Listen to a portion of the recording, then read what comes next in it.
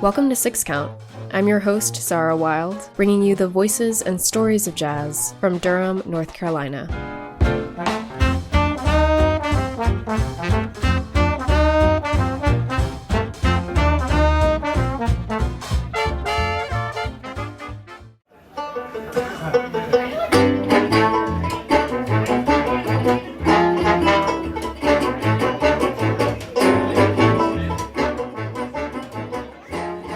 Ellis, thank you so much for speaking with Six Count tonight. Yeah, no problem. Happy to be here. And we're here now at the Cave Underground on West Franklin Street, which claims to be Chapel Hill's oldest bar and music venue, established in 1968. And Chapel Hill is also the founding place of the Shambles.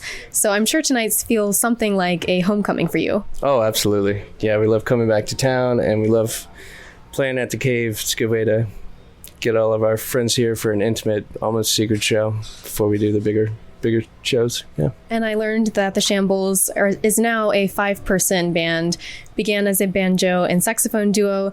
So tell us more about the Shambles origin story. So I was a student at UNC, what seems like forever ago now. And I had written a few tunes, kind of in the vein of old jazz tunes. And I went around looking for a band, and I met Danny, who was playing saxophone. He was minoring in music at the time. He was hanging around the music department, which is where I was hanging, trying to fill a band.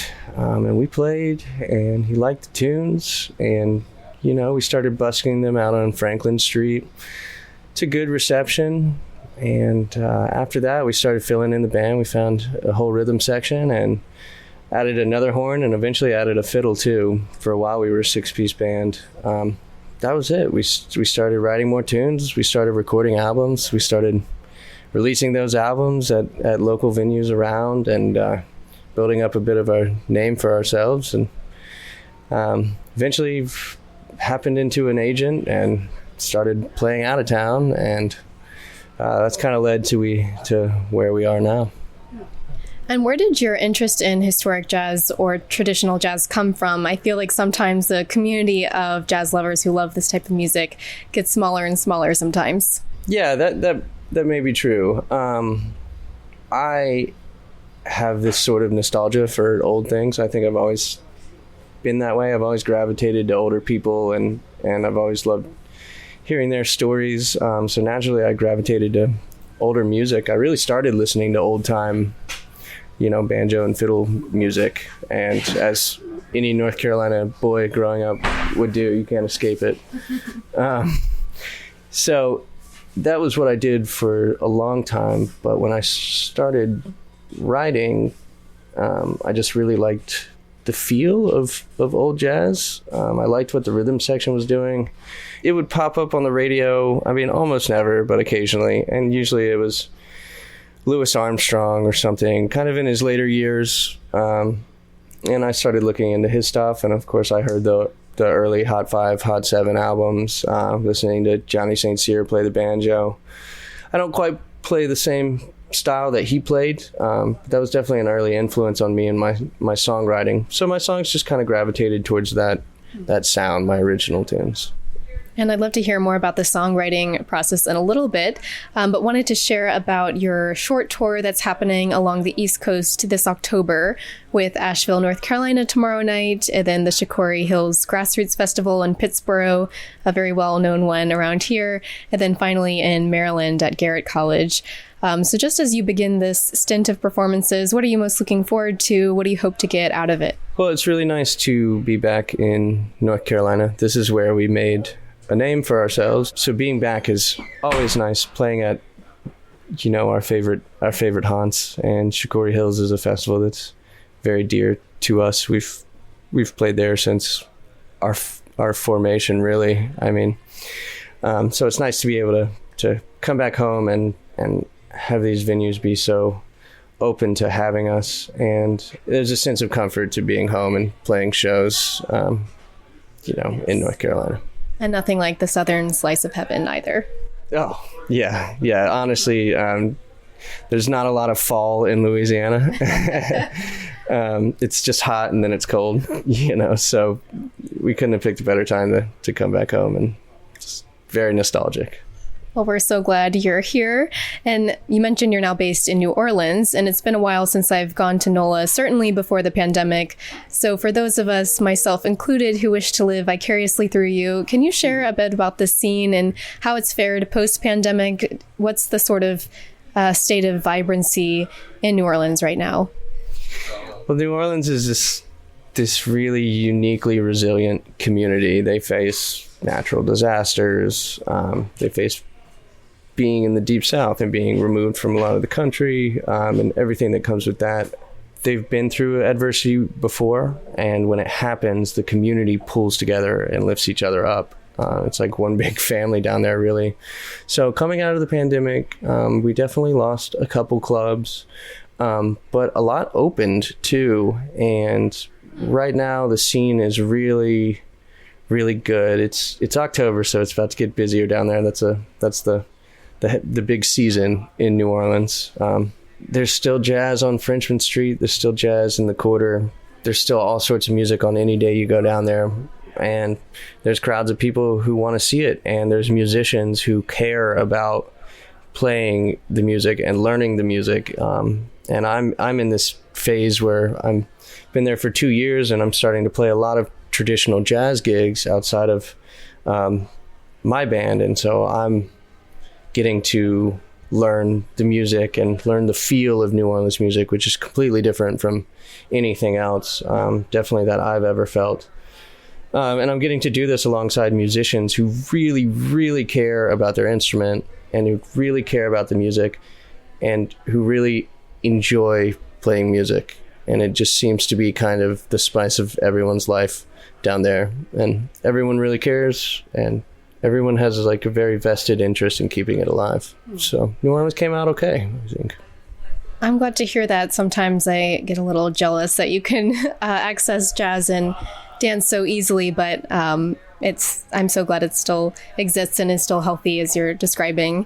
And for any listeners who might be going to New Orleans in the next year, where are some places they are likely to find you and the Shambles? Well, you can find me all the time on Frenchman Street. I play the Spotted Cat a bunch, as do most jazz musicians. And I play on Tuesdays at a club called Fritzel's, European Jazz Club. It's one of the few remaining, might be the last remaining traditional jazz clubs on Bourbon Street. It's removed from the nastier parts of the street, but I play there every Tuesday with a great quartet. You can always find me there. But I'm around. If you find yourself on Frenchman Street, you find yourself in the Quarter, there's a good chance we'll run into each other. That's kind of how the scene works. Very cool. Now, in a place like New Orleans, I imagine that it's also a bit difficult to differentiate yourself amongst this concentration of jazz bands and even historic jazz bands like yours. How have you been able to do that for your group? We're still definitely new in the scene, and a lot of that has come from adding repertoire of old jazz songs that we like, and sometimes that not a lot of bands do. There's a million songs that you could choose, and there's definitely a repertoire down there that you've got to know, and that we do.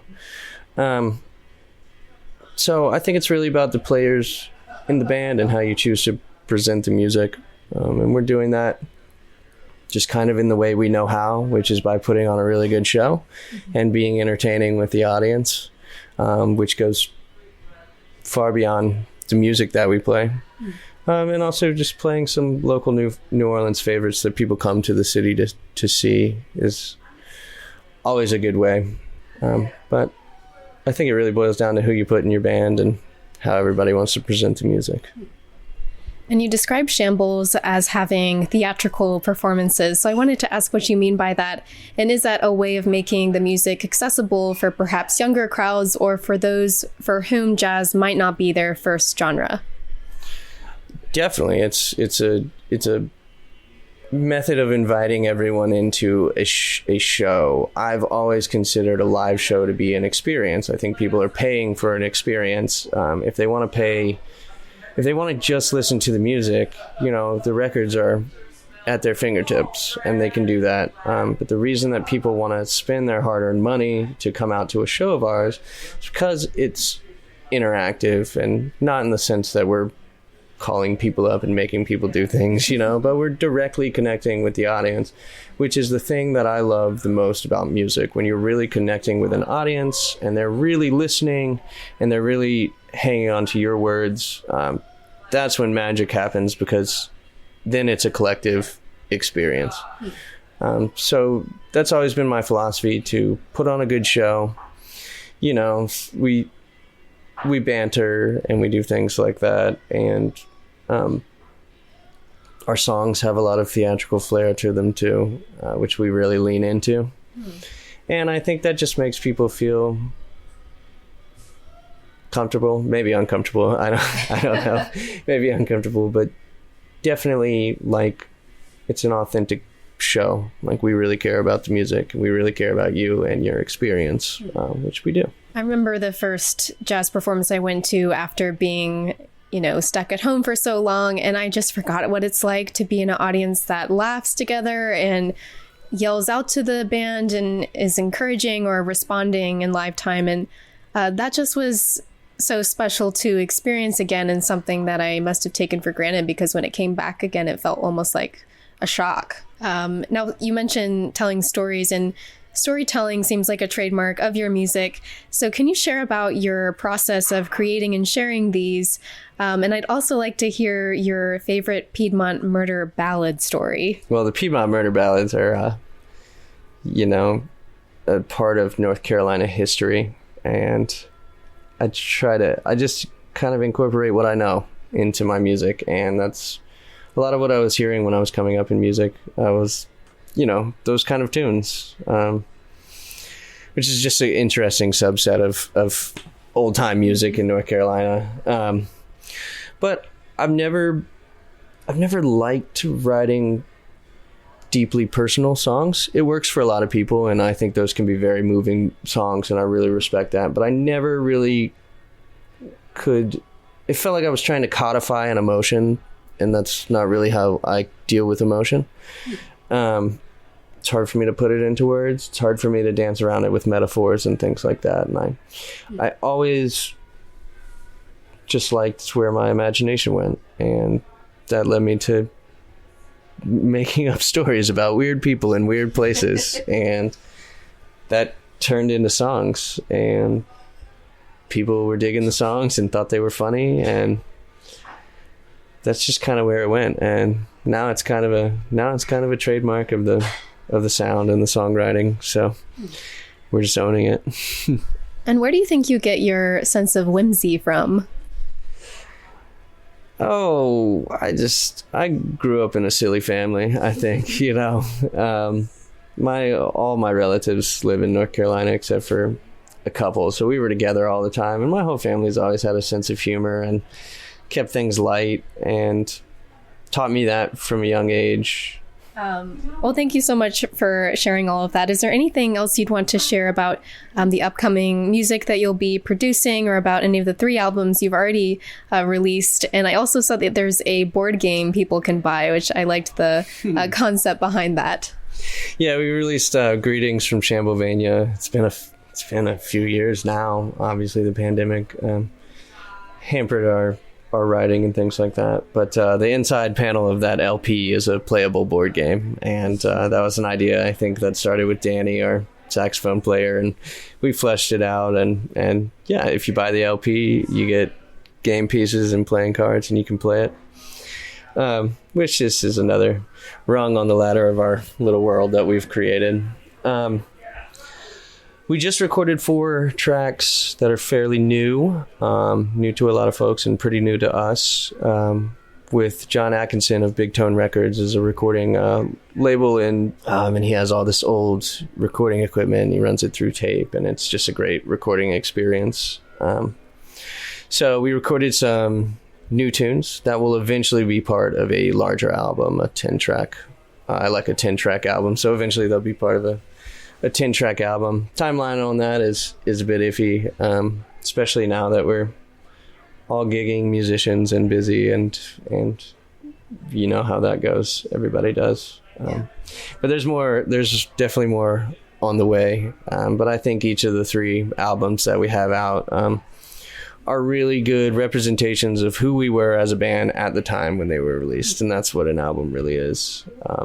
And so I still stand by those, and I think people can still get a lot out of those, those albums until we release the next one.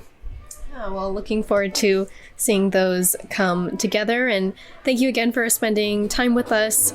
And welcome back to North Carolina. I hope you have a wonderful rest of your visit here. All right. Thanks so much. Thanks for having me.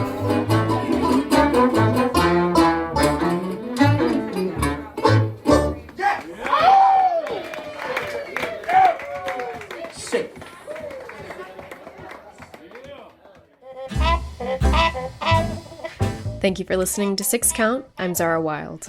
You can let us know what you thought of the episode or recommend a guest by emailing us at 6countpodcast@gmail.com or by finding us on Twitter or Instagram at 6countpodcast. If you'd like to support our work in telling the story of jazz in Durham, you can make a gift to the show by following the link in our episode description. Thanks for listening.